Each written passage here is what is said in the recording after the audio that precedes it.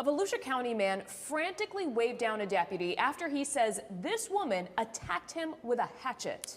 A man waved down a Florida deputy at 8:30 p.m., shirtless and bleeding from hatchet wounds across his entire body. His date promised him to tie him up on a beach for sex.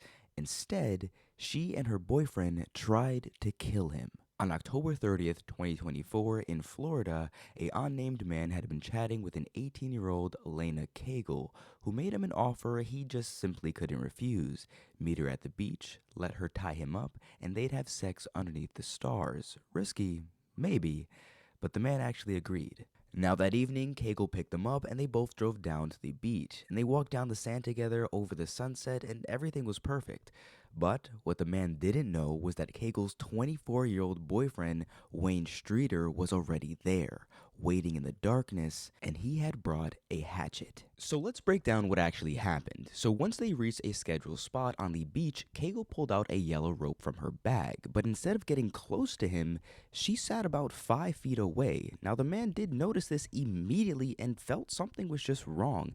The odd vibes were getting to him, but they certainly were not paranoia. But as Cagle tied his legs together with the rope, his instincts screamed at him to leave. He told her he changed his mind.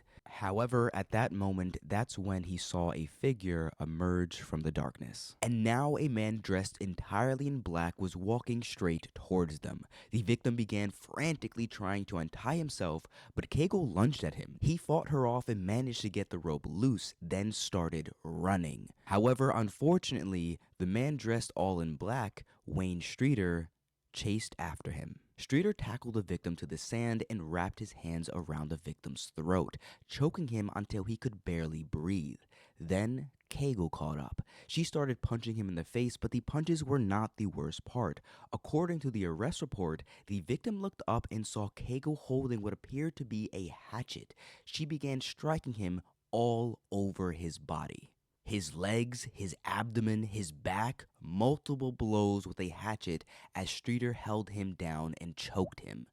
Somehow, some way, the man found the strength to break free with blood pouring from multiple deep cuts, and he ran. He sprinted across the sand onto the beach walkway, through the park, leaving a trail of blood behind him. He made it to the Ocean Shore Boulevard and started waving frantically as passing cars went by. Now, fortunately, a Volusia County Sheriff deputy saw him, covered in blood and screaming. The victim told the deputy everything. He described Cagle's Subaru in detail. Within minutes, an Ormond Beach police officer spotted the vehicle and pulled it over on South Young Street. Cagle was driving. Streeter sat in the passenger seat, and there was blood visible on the car. Now, deputies rushed back to the beach and found the entire crime scene. The yellow rope, a t-shirt, a hat, and 30 feet away from the other items, they found a hatchet sheath. They also followed the blood trail on the beach, the walkway, and into the park, all consistent with someone running while bleeding heavily.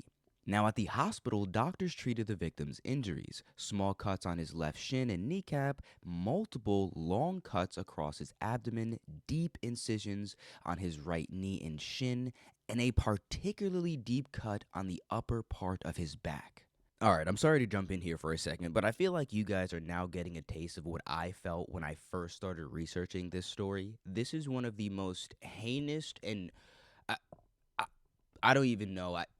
Look, let me just shut the hell up and let me continue the story. Now, when questioned by authorities, Streeter told deputies a completely different story. He claimed he and Cagle had driven to the beach alone. According to him, this random man appeared and pushed Cagle down, so Streeter defended her by punching him. No hatchet, no weapon at all, just a misunderstanding. Now, I'm going to jump in again because what did this man think? Oh yeah, officer's gonna be like, oh, just a misunderstanding.